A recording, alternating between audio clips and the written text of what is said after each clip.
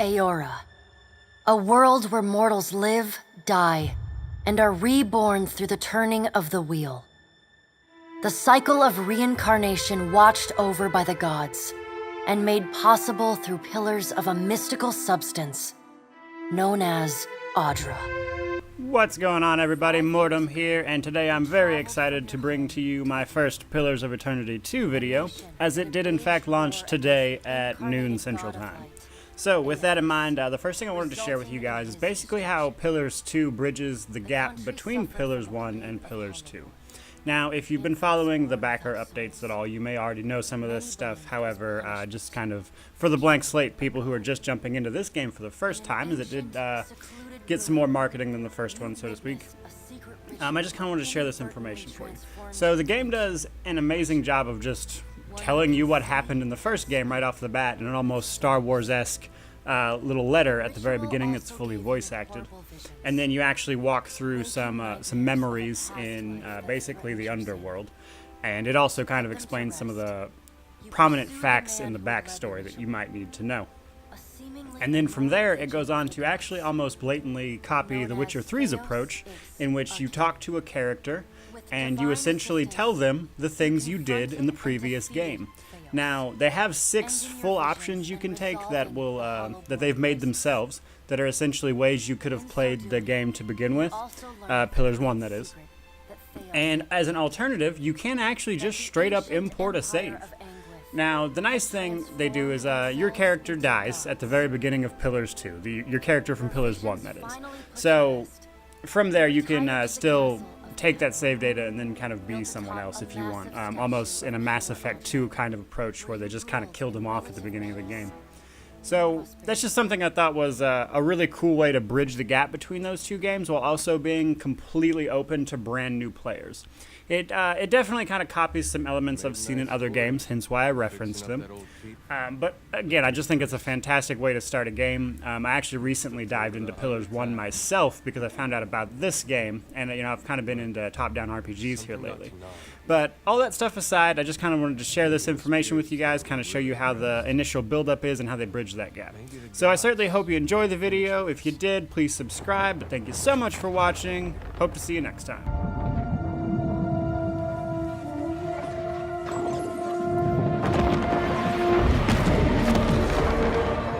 Dream that when my God came back, he would forgive us.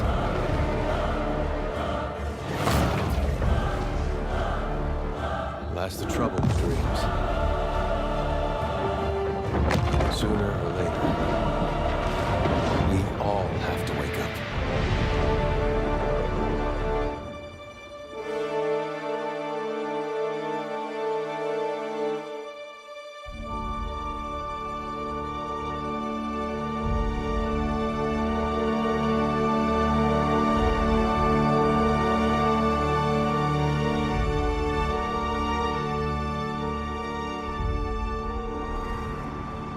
And so you wake to a sleepless world, the in-between of life and death.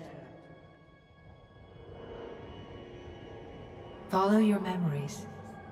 You have been here before.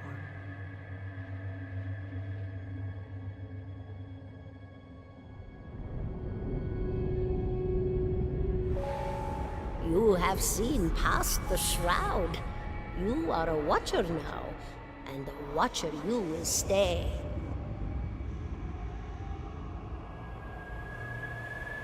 A watcher sees souls, knows their pasts, and the souls see them back.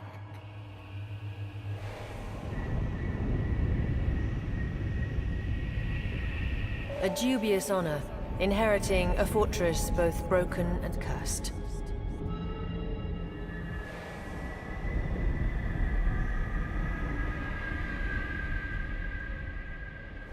What is a god? A higher power? A rewarder of good deeds and punisher of the wicked?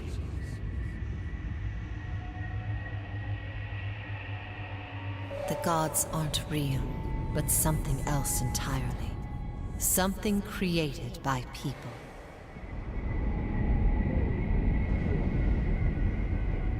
And did you ever consider that these were things you were never meant to understand? That their comprehension is beyond you?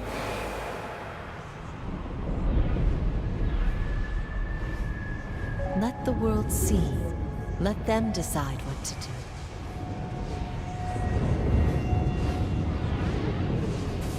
The wheel has turned again, Watcher. Come. Sit. Please. Sit. Please.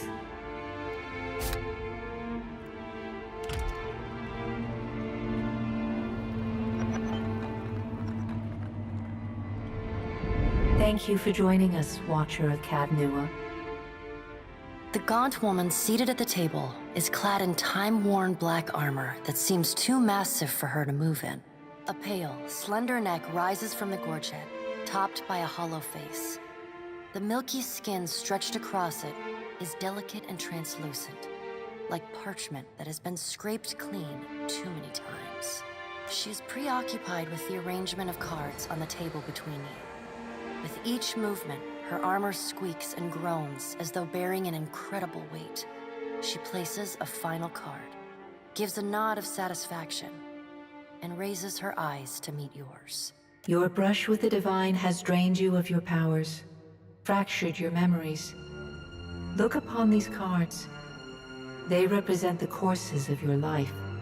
You alone know best how they flowed. Arrange them to fit what you remember.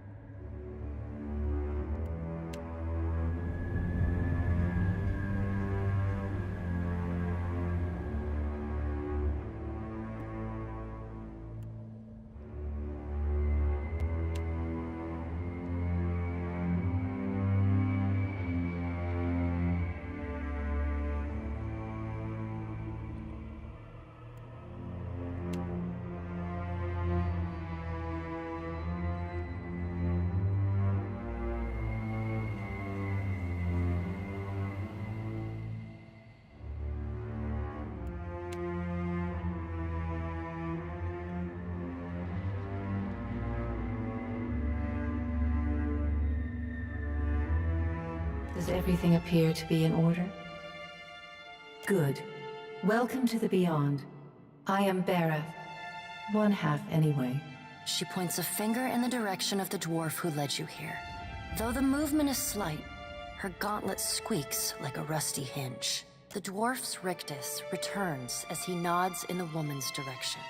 Tell me, do you remember when we last met?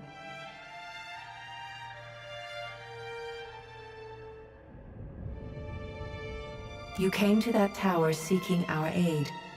You prayed for help in reaching Theos, beyond the Court of Penitence, but would not pledge yourself to me. Still, a pledge unmade stands fairer in this court than a pledge broken.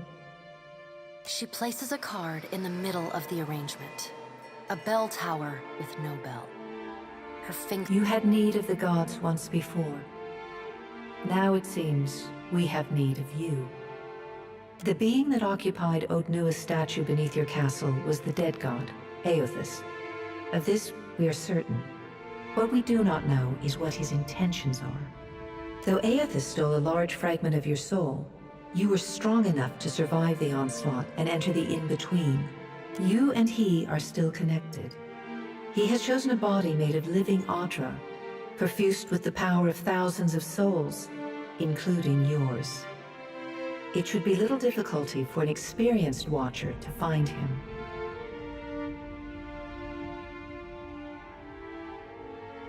Taking a physical form in Aora is fraught with peril.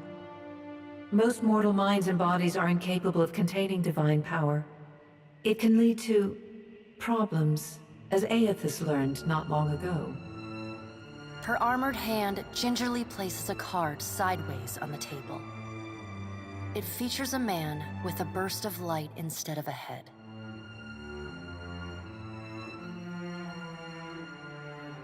I know. It is my business to know.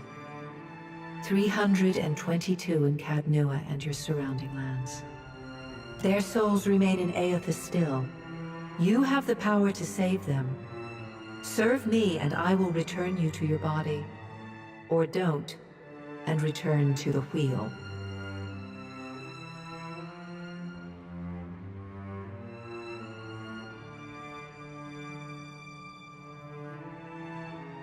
Good. Before you return to Aora as my herald, you must remember who you were, the last whisper of life in death. For a moment, the sockets of her eyes darken, leaving the pits of a death's head gazing out at you. When you can picture your own face, the Beyond will lead you back to your own kind, to the world of mortals.